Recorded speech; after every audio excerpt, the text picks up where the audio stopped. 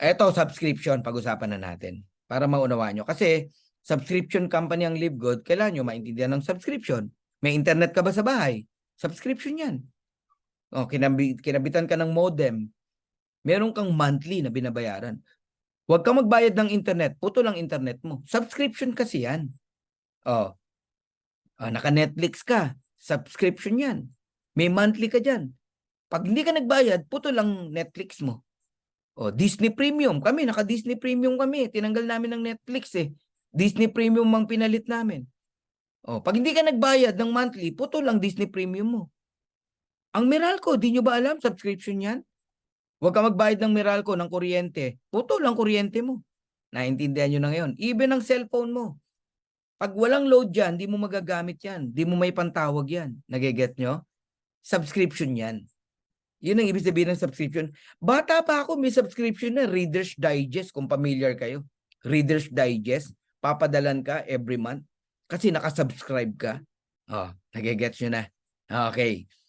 Ngayon, pag-usapan natin yung mga kumpanya na yumaman dahil sa subscription. Ito ang Zoom. Itong ginagalawan natin, Zoom to eh. Nagbabayad tayo $10 every month. Dati. Ngayon, hindi na. Kulang-kulang $100 na binabayad natin dito. Kaya kaya nating mag 1,000 eh, na participants eh. Alam nyo ba, kahit $10 lang binabayad ng mga tao sa Zoom, $15, $20, $50, tignan mo magkano earnings in 1 year. Ang revenue nila, 2.65 billion US dollars.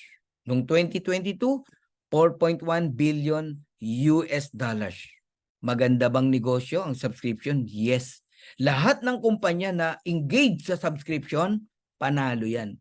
Pati mga fitness gym, mga gym, subscription yan. Alam mo, Anytime Fitness. Every month, nagbabayad ka ng 2,800, 2,700. Or else, hindi mo magagamit yung facilities. Kahit binigyan ka ng ID, pag di ka nagbayad, di ka makakapasok. Nagigets nyo na. Oh, masarap na example si Netflix kasi yan ang future ng LiveGood. Ganyan karami, 230 million subscriber. Isipin mo pag ganyan na karami ang subscriber ng LiveGood. Eh ngayon pa nga lang, may mga kumikita na. Ang Netflix nagsimula, konti lang din ang nakasubscribe. Now, ano ba tong Netflix? Ano ang service na binibigay? Entertainment. Nanonood ka lang dyan. Nagluluha na yung mata mo, ayaw mo pang tumigil kasi series yung pinapanood mo. Correct? Yung iba nga, paulit-ulit na lang yung palabas dyan. Bayad ka ng bayad dyan every month. May income? Walang income. Pero okay lang sa'yo. Isipin mo, walang income, okay lang sa'yo. Bayad ka ng bayad. Kasi na-entertain ka, yun lang. Oh, tapos sa LiveGood ngayon, nanghihinayang ka. Bakit? Kasi di mo naintindihan kung ano talaga essence ng membership. Ang unang benepisyo mo as a member ng LiveGood, organic products, bumili ka, gumamit ka, nabibili mo ng napakababang halaga, factory price. Halimbawa nitong essential oil, magkano natipid natin? Lumalabas to 1+5. Isa lang yung binayaran mo, libre yung 5. Oh, sipin mo yun? Oh, yun yung essence ng club membership. Oh, ang maganda lang sa LiveGood, may income. Sa Netflix, may income ba? Wala. Sa Zoom, mayroon ba? Wala. Sa Anytime Fitness Gym, may income ba? Wala. Sa Pico de Loro, sa Tagaytay Highland, may income ba? Wala. Dito may income ka. Now, tignan nyo income ng Netflix. Kahit sabi mong $9.95 lang ang binabayaran ng mga tao kay Netflix. 29.52 billion noong 2021 US dollars. Noong 2022, 31.47 billion US dollars. Kasi ang dami nang nag-subscribe.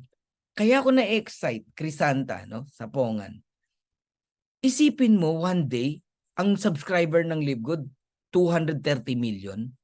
E di yun ang kinikita ng LiveGood, 31 billion. Etong pinagkaiba natin kay Netflix. Si Netflix, sinolo niya yung income na 31 billion dollars. Si LiveGood hindi. Generous.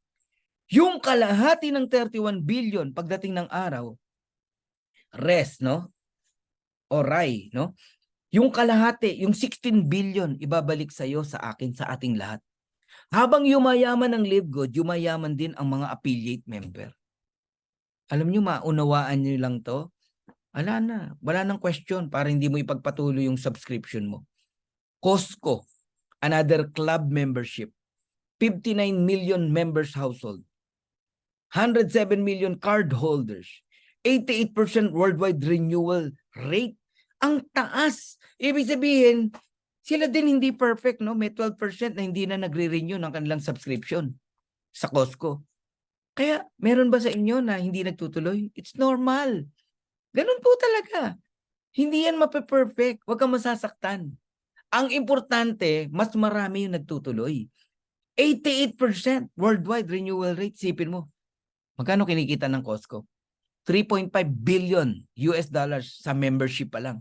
Yung kita sa products, yung mga mag-grocery dyan, napakarami. Kaya alam nyo, kung maunawaan nyo lang ang LiveGood, pwede kang kumita sa products. Lalo na pagdating ng araw, may warehouse na tayo at napakarami na nating products. People buying LiveGood products, kumikita tayong lahat. Sipin nyo po yun. Kahit hindi ka nagbenta, pwede kang kumita. Yan ang di pa nakikita ng iba, no? Yun pang club membership with subscription, with dividends. Yun po ang essence ng subscription, no? Now, tanungin ko po kayo. Anong negosyo ng Costco? Di ba club membership? Anong negosyo ng LiveGood? Club membership. Anong negosyo ng Netflix? Di ba subscription?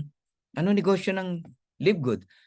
Subscription. Ang tanong, yumaman ba ang Costco? Yumaman ba ang Netflix? Yes. Di payaman din tayo dito sa LiveGood.